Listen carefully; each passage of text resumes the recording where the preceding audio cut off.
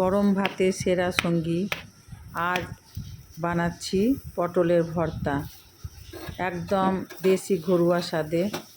আগে তো পটলের ভর্তা করার জন্য মাদেরকে দেখেছি খড়ির চুলোতে, যখন ভাত রান্না হতো তখন খড়ির চুলোতে ফাটিয়ে ফাটিয়ে এরকম করে দিয়ে দিত, আর আগুন চাপা দিয়ে দিলেই ব্যাস হয়ে যেত ভর্তা। এখন তো সেরকম আর ব্যবস্থা নেই, তার জন্য আমি গ্যাসে এগুলো পুড়িয়ে নিলাম।